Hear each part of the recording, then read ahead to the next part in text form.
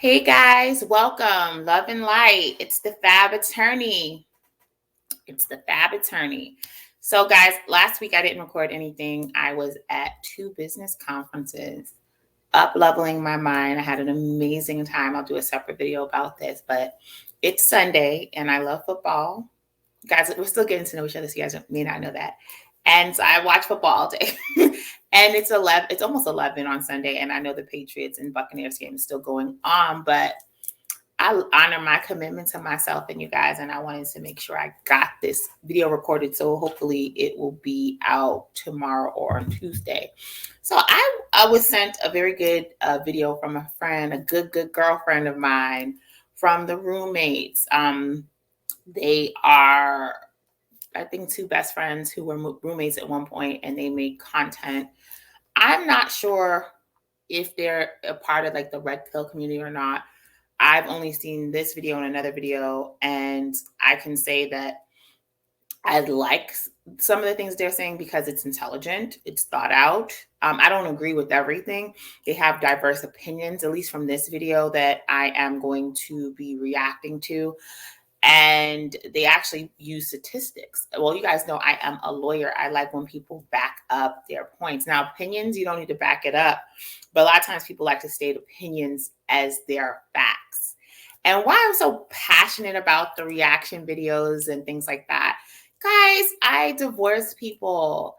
I help to break people up, and I'm seeing, I've been an attorney for 10 going on 11 years, and I'm seeing a pattern that there's a lot of broken people.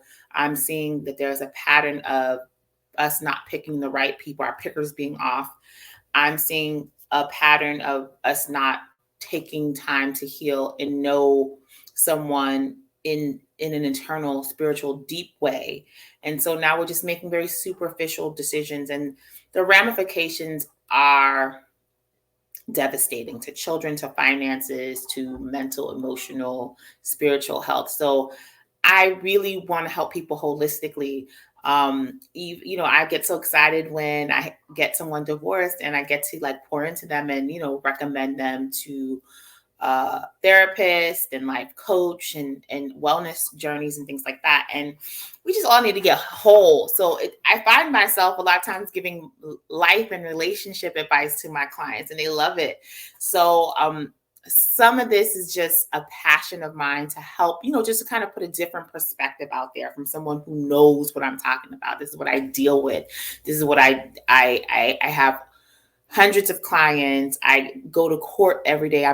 I know what's going on behind the scenes, the real deal, Holyfield, not like the Instagram pic, not what people want to show you. I know what's going on in you all's home behind the scenes. And some people are happy. Those people don't need me. But a lot of people who are finding themselves divorced multiple times. I myself am divorced, right? And have done a lot of healing work. I do not have children. I've gotten some emails. I don't have children.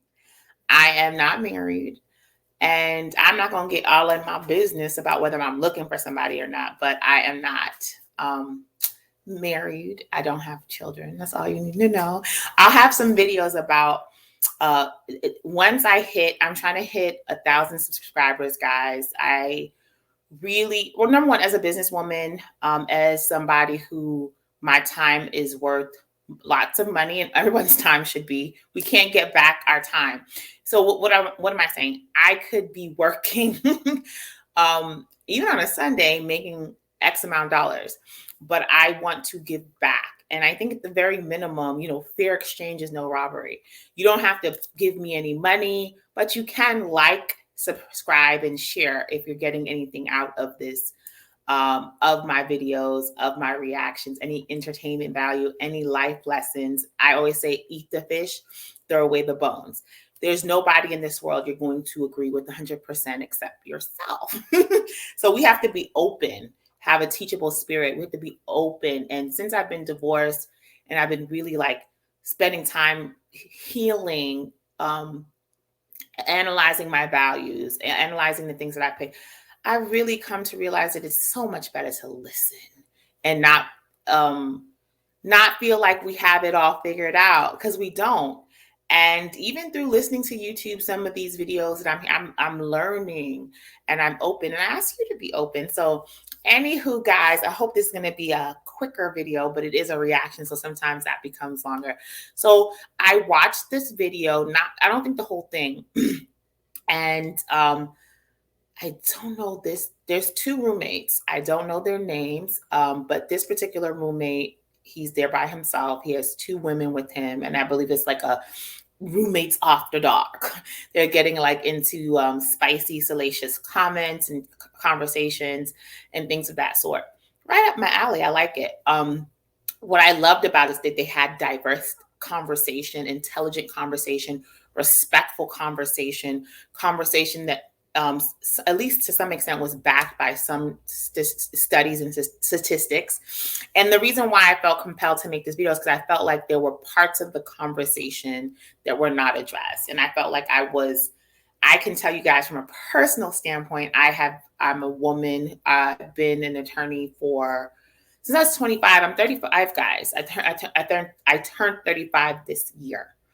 Okay. And so I've been an attorney for a while. And I like to think that, even though I am not in my 20s, I'm not bitter. I'm attractive. I make good money. I'm educated. So I'm saying I'm attractive. I may not be your kind of attractive, and that's okay. To each its own. But I'm saying that's my experience in the world. That's my experience in the world. So they were sort of talking about in this discussion about when you're an attractive woman and you date these high quality men and, the standard of men being a particular height. Well, I have lived and I have dated the men who are, I tend to date only men over 6 feet. Not intentionally. I've dated men underneath 6 feet. I am 5'8" and I'm thick. Okay. I wouldn't say fat, but I'm thick. You got cook up rice, didn't miss her. Cook up rice is a Guyanese. So you guys will say rice and beans. I'll say cook up rice. So I tend to wear heels and things like that. So I just like to have somebody my height. I've also dated men shorter. I have dated men who earn a lot of money. I have dated men who make less money. And I think that I'm going to watch the video. I think that there was portions, at least of what was shown in this video, that they didn't really, there was the unexplored part of the debate that I'd like to chime in and kind of give it to you guys, and let's get into it. So the title of the video is, let me share my screen. Okay, yes. I usually have it all already shared for you guys. Okay, yes, this is what I want to share. So it's the roommates, Hafiz. That's his name. I see it right there, Hafiz. And the title of the video is The Lack of Quality Men. And you hear this all the time. Let's get into it. Hold on. Let me make sure that you guys, okay. Oh, I can see it. Perfect. So I'm going to press play. We're going to listen and we're going to get into it. In the description below. It says marriage rates are on the decline in the United States and have been for the last few decades. Data offered by the United Census show that nearly 70% of men and women were married in the 1950s compared to about 50% in 2018. It's actually like 49%. So for the first time in American history, there's less married people than single people. A near 10% increase during the same time frame of men and women who've never been married. There are a number of reasons, clear point, there are a number of reasons for the demographic shift. For instance, delayed marriage, more long-term, non-marital cohabitation, and perhaps less cultural emphasis on marriage, but might there be other reasons? Why aren't women getting married? Let's find out. New research identifies an interesting quirk in the marriage market that might explain declining rates of marriage. Taking an economic approach, the authors argue that there's a fundamental mismatch, and I think this is the big part, between what available men in the United States have to offer and what available women in the United States are willing to accept. I want to stop right here. There's a mismatch between what available men in the United States have to offer compared to what women are willing to accept. What are your ladies' thoughts about that?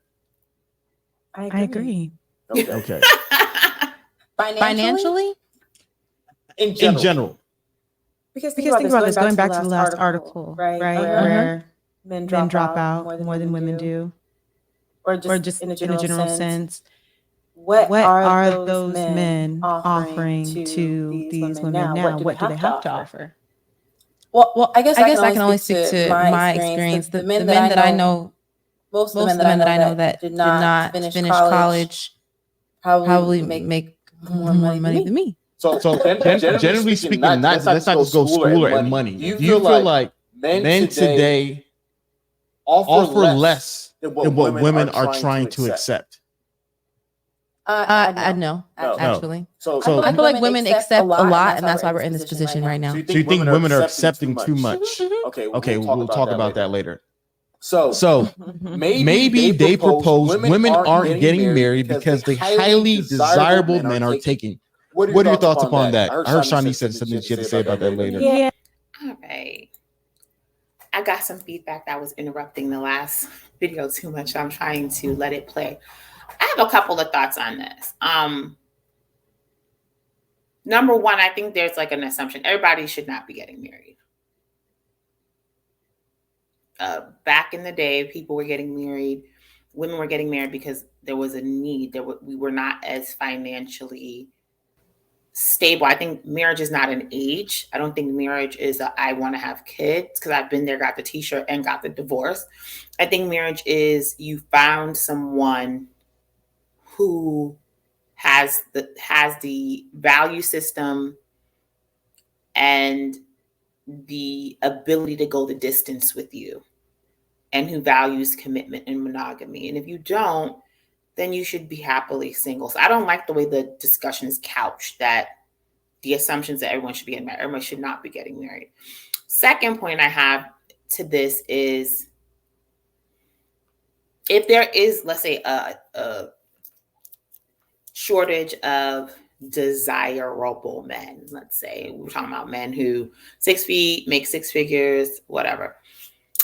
And it's supply and demand. So I applaud any woman who's deciding not to settle, because who wants to be anybody's silver medal? I don't, like, when I watched this video, I didn't understand that. Like, you don't want to settle out. I've seen another video of Hafiz and the other roommate, I can't recall his name off the top of my head, and they were sort of saying that men, their opinions are that men who are unhappy are just kind of settling for women that don't really do it for them. You know, doesn't do. And their advice was to focus on up-leveling yourself and becoming very competitive, so that you can get the woman that burns your desire, that you want to be with. And I think that there's nothing wrong if there's women who are doing that. And I would actually echo that same advice to women. Make yourself, if that's losing weight, if that is whatever, study, the market that you're trying to attract, what's necessary, and then try to make yourself align with that. And also have a conversation with yourself. Is that something that you truly want? Is that something you truly desire? Or do you think that that's something that you want? But I just think this is interesting. I want to hear what these young ladies have to say. Yeah, because I felt like all the highly desirable men aren't taken. But even, all right, so even going back to what these men are offering, or the lack thereof, the reason why most women aren't getting married right now is because if I feel like I'm up here and the man is below me because I can make more money now, well, how about this? I can be more self-sufficient now. Back then, like when my mom was growing up, she couldn't be as self-sufficient as I am, as my age. So I feel like if it was a man that was on the same level with me, if he wasn't doing better than me, I don't see what he could offer that would make me want to not settle with him per se, but like pursue a relationship and then like commit to him. No, that's a fantastic point, and we'll talk about that as we go for an article. to me, I feel like that's a big problem. And it's just my personal opinion, because it's like, what's valuable to me in a relationship is loyalty, honesty, trust, dependability, faithfulness, consistency, integrity. All those things is irrelevant to your college degree or how much money you make. Exactly. But what I see is those intangibles are not things that people value. And so I always, in my opinion, I always tell people, I said, you get what you value in a relationship. If you now Hafiz is preaching, honey. So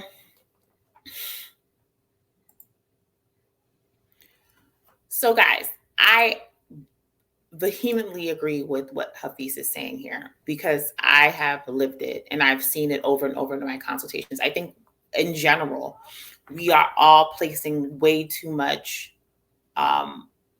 emphasis on maybe financials, maybe looks, maybe height, maybe vagina, penis, whatever, booty.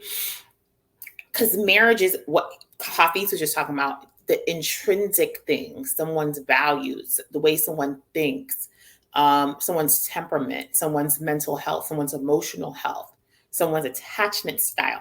These are the things that are going to make a marriage healthy or unhealthy. And a lot of times, because we're in the social media, social media age, we're in this flashy age, we're in this, likes. We do things to get likes and things of that sort. I don't think we have assessed, and I have been there. Mama has lived, honey. So when I was married, I was very much so attracted to my husband. He was amazing. He was fine. And obviously in the beginning, people are like, foot massages and all of that. But when I got to know some of the intrinsic characteristics, the things that are actually going to make your quality of life, the things that actually can help you go the distance, we were not aligned. And there was some toxicity there. And I actually was like, wow, Felicia, you did not, as intelligent as you are, as intelligent as I am, as things that I have seen and know, I didn't pay as much attention to those intrinsics as I should have. I didn't vet. And I 100% agree. And I see that over and over, because when people are coming to me and they're spending lots and lots of money for divorce in custody cases, it's all like, when the serotonin and dopamine hits and the person is fine and the sex is fire, it's amazing. But after that wears off, you're left with character or lack thereof, consideration or lack thereof. So I agree with him. Like the fact that the women or the young lady, the brown skin young lady, the first thing she went through is money. I understand if lifestyle is very important to you. I'll be honest. I always had the mindset that I'm going to provide myself the lifestyle that I want outside of a man. Now, a man can bring me to another level, or he can make it so that I don't need to grind as much. I can, rest in my femininity and, bear children and things like that. And there's so much value to that. But I think, God bless the child that has his or her own. If you research a Proverbs 31 woman, she's a businesswoman in every sense of the word as well. But she understands how to submit to her husband, to her king, to the right kind of man. So Hafiz, what he said here is just so good. Go ahead, keep on preaching, Hafiz.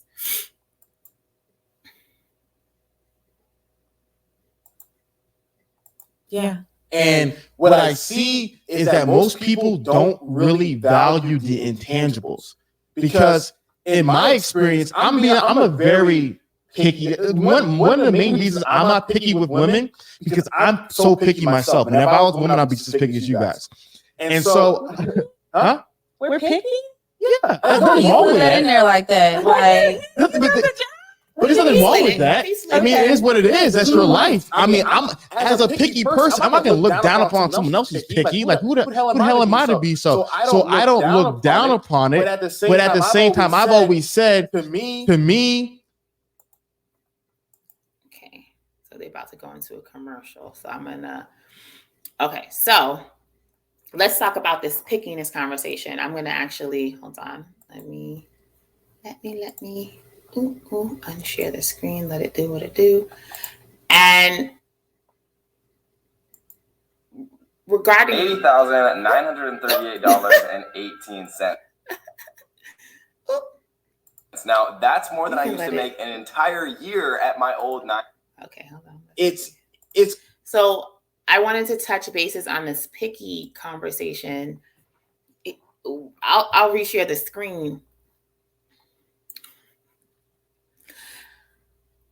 A conversation needs to be had about understanding the difference between standards and picky. There's a distinction, right? And placing too much emphasis on things that are not or should not be determining factor as to whether you're going to spend the rest of your life with someone, you're going to raise children, you're going to bury your parents with someone. So when we're talking about picky, I'm going to qualify that as like, if you have a preference that you like caramel skin people, but an amazing person comes and they're light or dark skin and you disqualify them, that's being picky. I think it's also being irrational, right? If you like big juicy booties and person has like a little plump lump of a booty, but they're amazing, they check off every other box, to disqualify anybody who doesn't have a big juicy booty, that's silly. If there's an amazing man and he checks off all the boxes but he's 5'10" and not, earlier in the video, he's not 6'1". I admitted that I generally, and I attract men who are 6 feet and above. I have dated men who are not 6 feet.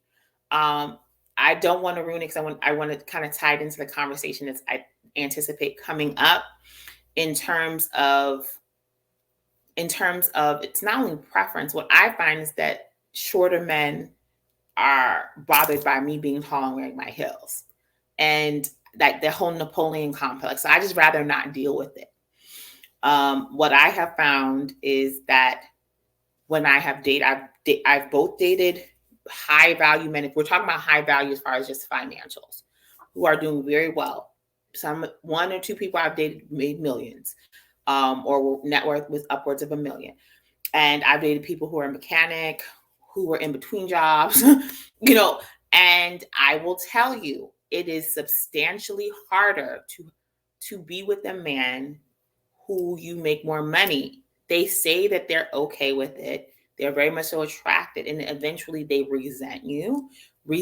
Eventually there's friction, and sometimes it boils into toxicity. They don't feel like them, and there's nothing you can do. I'm not talking about us as women dressing them down, but if you have a particular lifestyle and education and you're able to do, and the man you're with is not able to hold his own, let me clarify. He doesn't have to be, I don't need a man who's making the same amount of money I'm making now, but he has to be able to hold his own and significantly contribute to the lifestyle that we agreed to, whatever that is, right? But I don't want to have to downgrade completely. Like, I own a home. It's in a particular neighborhood. The mortgage is a particular amount. I drive a particular car. Now, I can compromise a little bit, like on vacations, but if I can afford it and he can't, that becomes, if you guys are not aligned, right? And if you're not truly one, and then it becomes problematic. And I have run into it. That's the part of the discussion that I don't think is being held, because I think the conversation's being framed, why are women not getting married? It's a mutual thing. I've dealt with it. There's a whole different set of problems you deal with when you're dealing with the ballers and the people, that I've also experienced. And then as people, we have to decide, what set of problems do I want to deal with? Because you shall deal with the problems of some sort. I will say, and I want my young ladies to listen very well, and perhaps Hafiz and the Roommates podcast can start to mentor young men in this. It can get dangerous. I've lived it. Because when some men, they don't feel very good about themselves, it can get dangerous. They become verbally abusive. They can become withdrawn. It can become very toxic in a way that, and I don't believe in codependency. So it's not my job to make you feel like a man. That's something that you, when I say a man, yes, I'm going to put that battery in your back. Oh, yes. But you have to have to get up and go kill something and drag it and bring it back into the cave. You have to have that get up and go to do the things that you need to do, that you can look yourself in the face and you can look your God in his face when that day comes, and he can say, job well done. And that's internal work. That's self-development.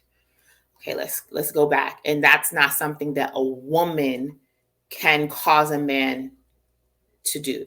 That's something a man, and through his mentorship with other men and perhaps listening to the roommates podcast or what have you, can cultivate within himself. Similarly, women, it's not a man's job to necessarily make you feel like a woman, to make you feel beautiful and valued. Yes, but that's inner work. So I just think that part of the conversation, I did not hear it. I don't know if I watched the whole video. It might be a couple hours. I've only watched a part of it, but let's go back. Let's go back.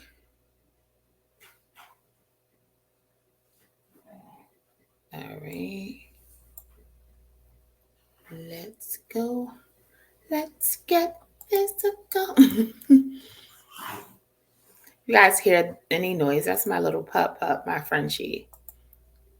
I think she might want to go outside. But it's like 11 o'clock at night, Essie, so you need to chill out. All right, I kind of, I forwarded to see if we can get to the part I was talking about. Whatever crazy thing they come up with. So what they did in the study was they said, let's see women like you who are married, and let's see what their husbands are like. So the synthetic spouses, I'm right here, were designed to reflect of the characteristics of the husbands of the similar married women. Thus, assuming women of similar demographics are looking for the similar characteristics in their partners, this method offers a starting point for documenting the characteristics single women might be looking for in a partner. So basically, they're saying that using your lookalike, whatever your lookalike is, who is she marrying?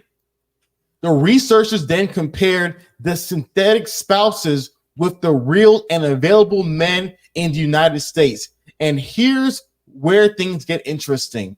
These available men fall short. So for one more time, guys, what they did was they took a group of single women and they said, okay, let's look at their height, their race, money, income status, all these things, generally speaking. And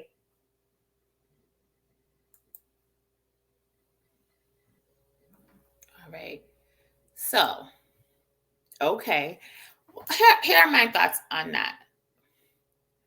If we're talking about I think that everybody can just chill with the preferences. We can there's fine people of all different skin complexions, fine people of all different booty sizes and heights.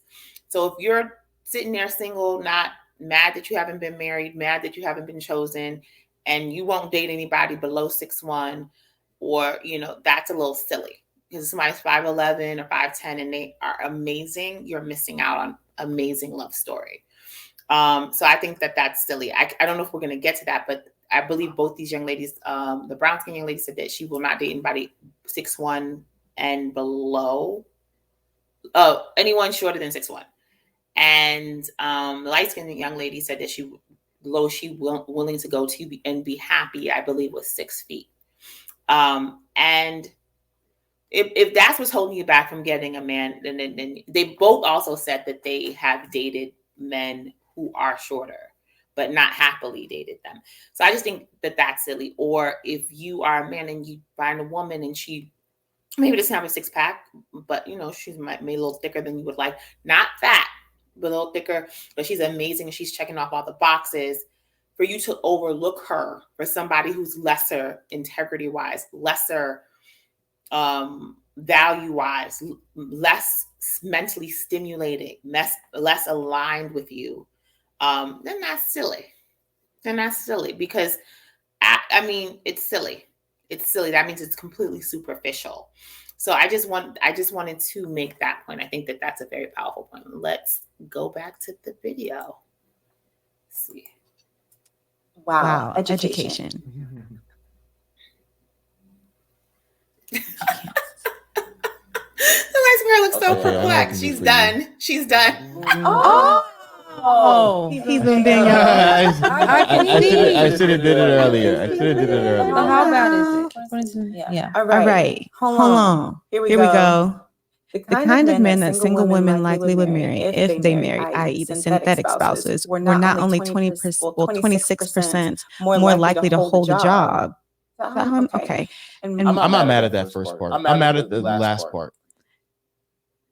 but they also had nearly a 55% higher income than what the available men in the U.S. actually make. Yes.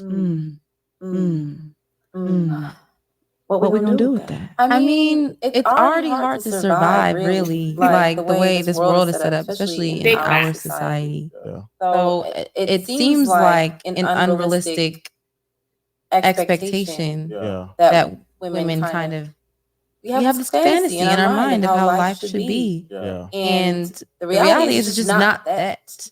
And for the 1%ers that could provide that lifestyle or that fantasy that we want, they are already taken, or they don't want to be taken because they have so many options. Yeah. Or they're taking and want you to. Okay.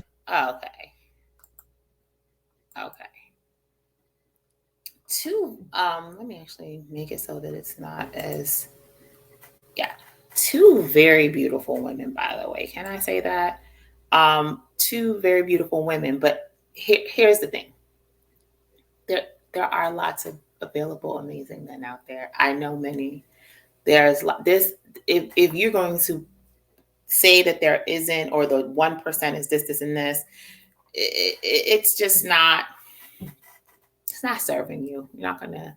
You just need one available person out there that you love and they love you, and you get most of what you want. 80%, they get 80%. Nobody's going to get 100%. The thing, I really wanted to make this video about the money. As I have said, I have dated. When I say date, let me be clear. I'm not talking about, I am someone who's very conservative. I'm not talking about sleeping with.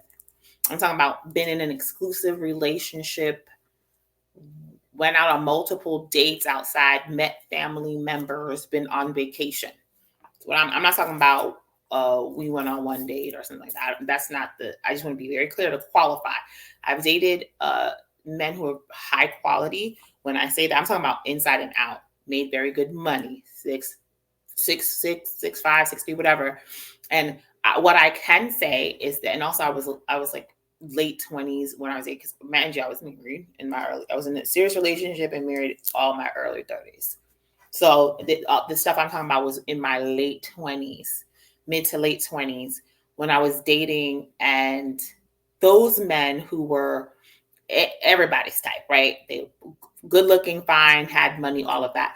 They're kind of elusive, right? It took a while to get into a committed relationship. They were very busy. They were very focused on their career. They really weren't interested in necessarily getting married anytime soon. They're like, maybe I want to get married at 35. Maybe I want to get married at 40. They really were more interested in building an empire. But it was quality relation, quality people. Now there's a middle ground person, right? People who make decent money. They're not, Mr. 1%. And perhaps, I heard somebody say that you want to go medium across the board, medium money, medium height, medium everything, like that type of dude.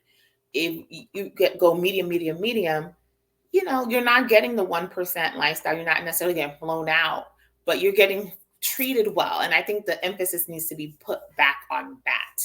Now, in those two relationships I'm talking about that I dated, those high quality men, I was treated great. They were amazing. I just feel like it's a little bit more elusive. It's a little harder. When I say elusive, it's harder. I don't know whether they were cheating or not. I didn't feel it. But I think they understand, just like that they are very well sought after. Their focus is on their business. One guy, he had sold a tech company for a couple millions of dollars. He was like in the comedy scene in New York. He was also working in startups, and he was, always doing stuff. And though we hung out a couple times a week, 2-3 times a week, and it was great. Even to this day, I still know him, and he's still that same way. He's not married. He's not snatched up. He said to me then, I want to get married like in my 30s or 40s, which is completely fine, right? Because they have the ability to have children, and they don't have, and I think that's what he will do, and he would make an amazing husband. The other gentleman, who's a Wall Street guy, he owned multiple properties in North Carolina, had no kids. Both these gentlemen, and the reason I'm bringing up the height, either in this episode or another one, both women said they had to be I almost said his name. One was like 6'5", the other one's like 6'3". Both very tall. I'm 5'8". Good looking, no kids. Both had one had a bachelor's, one had an MBA. The Wall Street guy, and he was elusive. He was a VP on Wall Street, and he's flying here, flying there. It was nice. It was great. I was treated well. He was a good quality guy. He's still not married. And he was older than me. The first one I was talking about was my same age. He was like, maybe he's 40. He probably will get married, right? But those types sometimes take a little while, right? To want to settle down, and they have the ability to do so, and perhaps with someone in their 20s or early 30s. So that is fine. And then I've dated and got married to someone who I would say was not necessarily on my level financially, right? And that causes a lot. Now, I place the emphasis on person being 100% committed, 100% loyal, 100% about me. And then it was hard for his ego to take. So every relationship is going to have their struggles or its struggles. You have to choose what struggle you are willing to go through and for whom. But I do agree with Hafiz that there needs to be an emphasis on the internal. But if I was a betting woman, I'm pretty sure that Hafiz's girlfriend is checking them boxes for him. I bet she's cute. I bet she's beautiful. And so I guess we all have to make concessions. I do think you need to be attracted to. Does that mean 6'1", 6'2"? It could be 5'11". It could be 5'10". That's fine. If the person is, that's a journey I've been in with life coaches, therapists, and God, making sure that I'm putting emphasis on the internal things, that when you're living with someone and you're raising kids with someone, you're going through life, that is what you're dealing with. That's what your life is going to look like. It's not going to look like how fine he is or his height. It's going to look like his character, his relationship with God, his kindness, his ability to communicate, and hers. So I think this is a great video. Should women settle to get married? No, I don't think anyone should settle. Should we all evaluate what is truly important and put the emphasis on that? I think so. If you made it to the end of the video, please like, share, subscribe. Let me know if you guys want me to do more reaction videos. Hit me up at FabAttorney@gmail.com, and on Facebook. Well, nope, not Facebook, Instagram, guys. I'm going to put the link below. Till next time, peace. Peace.